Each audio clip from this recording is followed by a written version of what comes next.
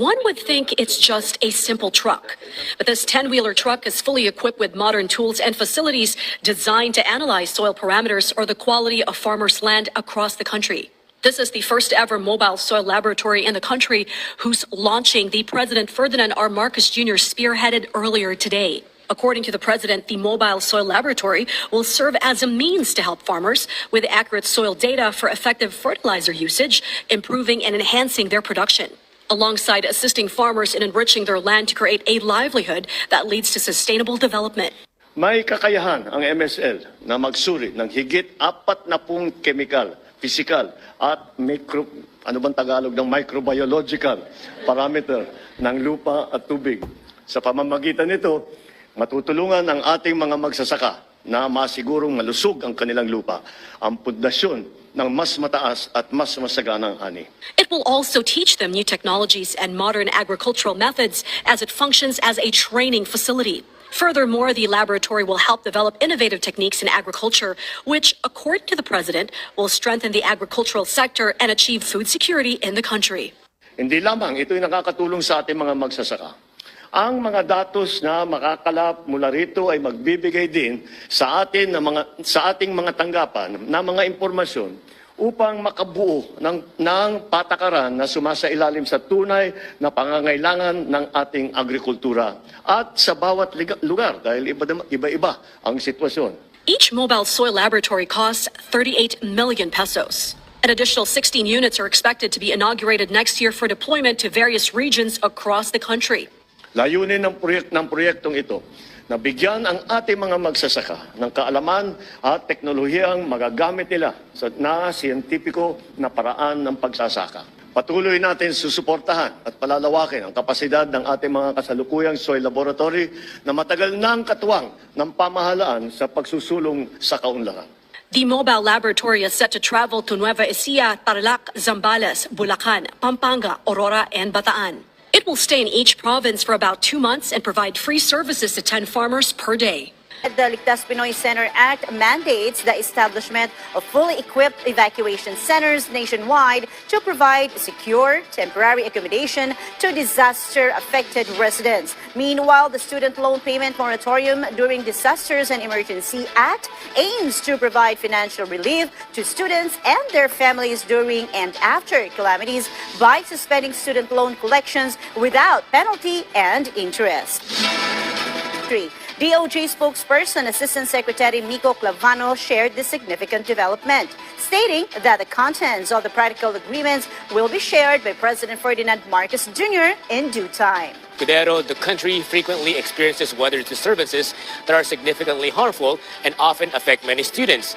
He stated that the new law adheres to the Filipino community spirit of Damayan and underscores government's obligation to ensure every child has access to education. Meanwhile, Senator Sherwin Gatchalian lauded the new law aimed at building permanent evacuation centers in all cities and municipalities across the country.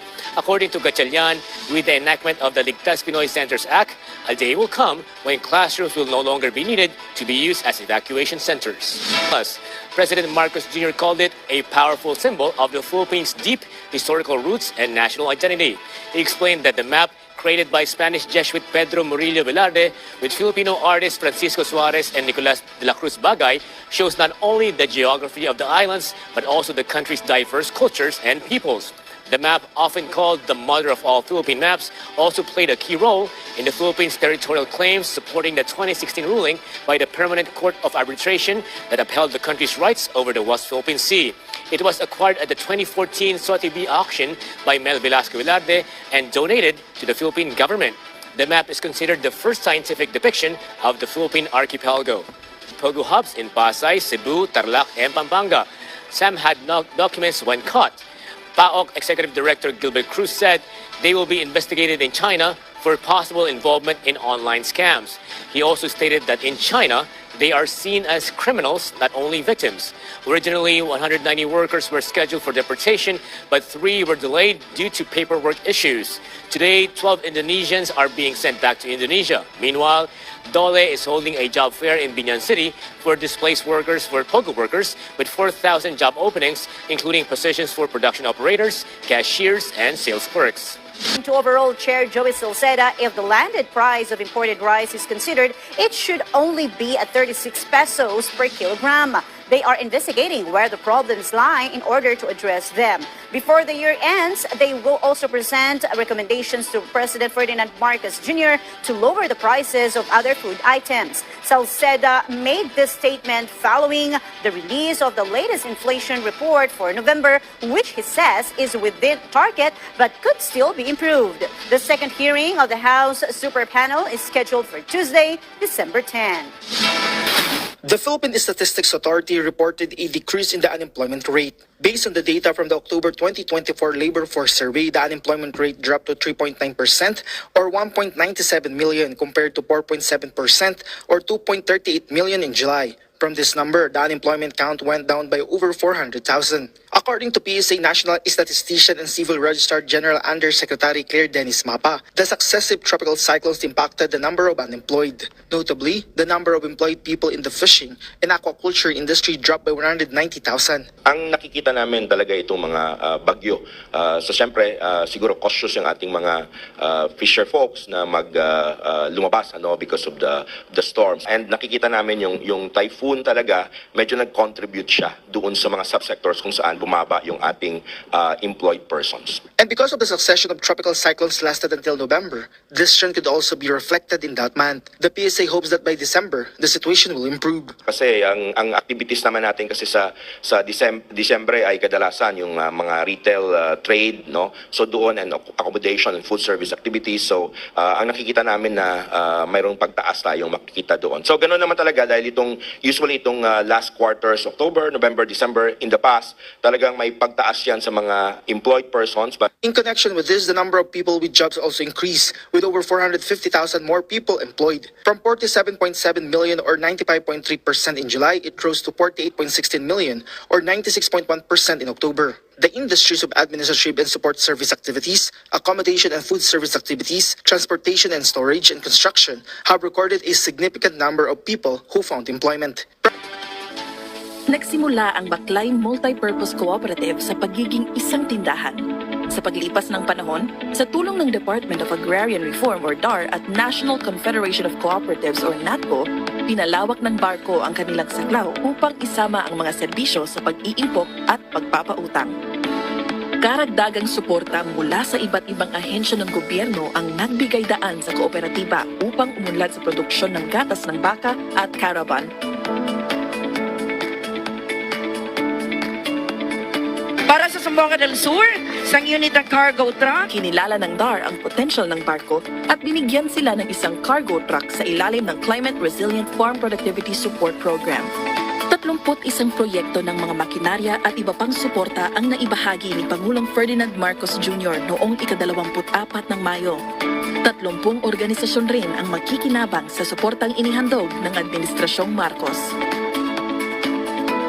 Nagpapahayag ang barko ng taus-pusong pasasalamat para sa walang patid na suporta ng DAR at kinikilala nila si Pangulong Bongbong Marcos para sa kanyang dedikadong atensyon sa mga benepisyaryong magsasaka. Salamat, President Bongbong Marcos of DAR.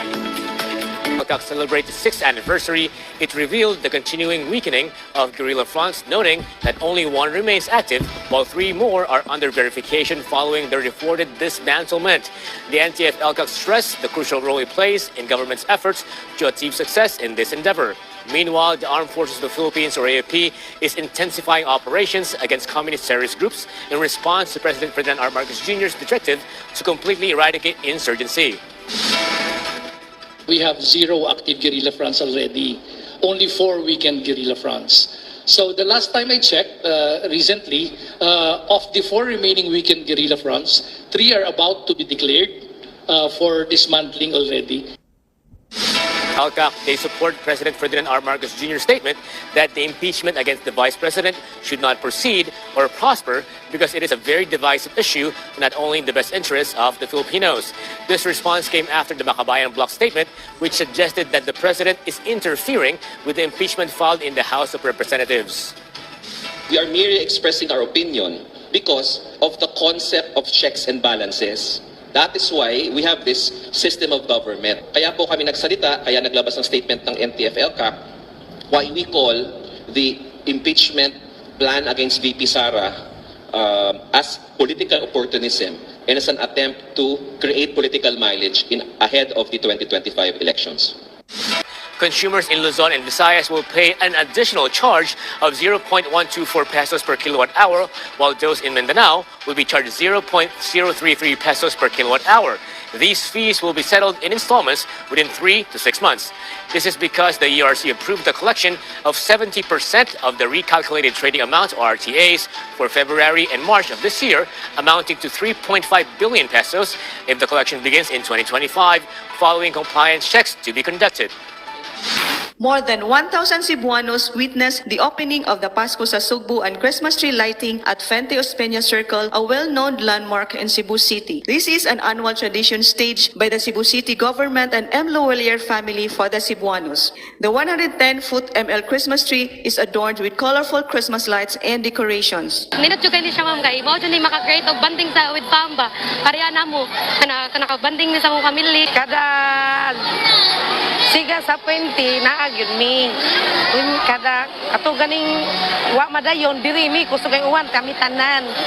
Kay ganahan ko akong mga anak na mao sa masunod nila ba.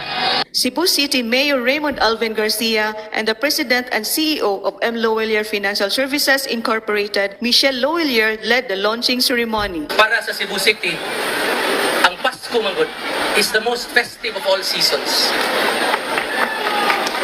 And Christmas brings out the smile in everybody, especially the children. And there is always hope when you talk about Christmas. So why don't spread it throughout our city? Visitors can now also enjoy the Youth Food Fair at M. Loelier Christmas Village. Christmas villages are starting to open one by one in many different towns in eastern Visayas, transforming public plazas into Christmas wonderlands and becoming a beloved holiday attraction both for locals and tourists alike.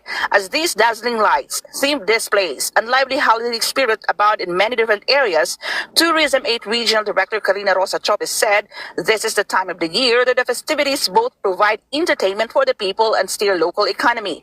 Isa ito sa mga hinihintay ng mga tao na season of the year.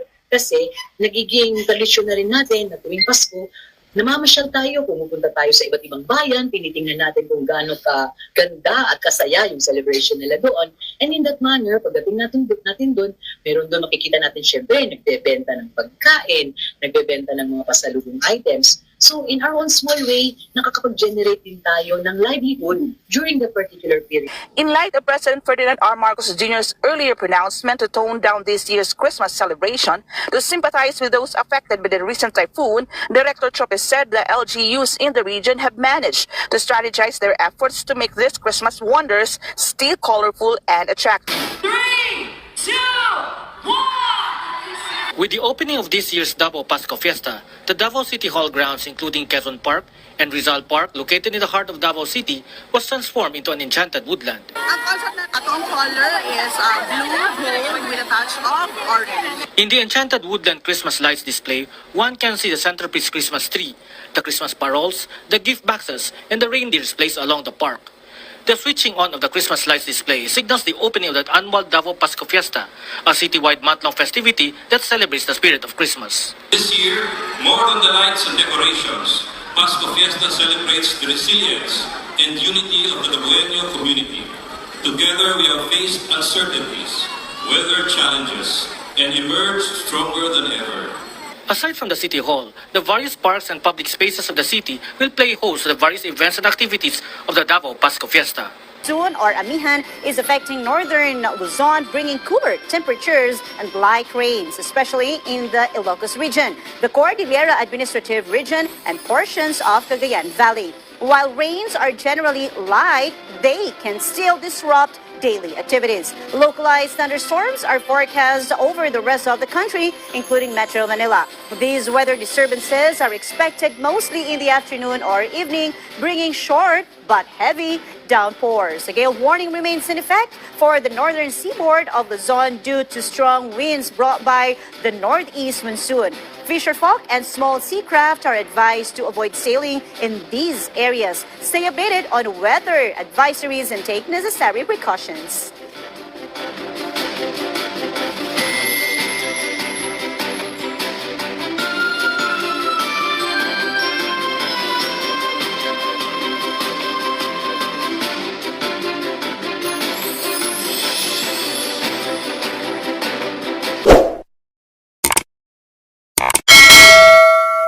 Welcome to Team Sam TV, your channel for the latest news updates. Here, we break down the biggest stories from around the globe, covering everything from breaking news to politics. Whether you want to stay informed or just catch up on what's happening, we've got you covered. So, don't forget to subscribe and hit that notification bell so you never miss out on the latest news. Join the Team Sam TV family, and let's explore the world together, one update at a time.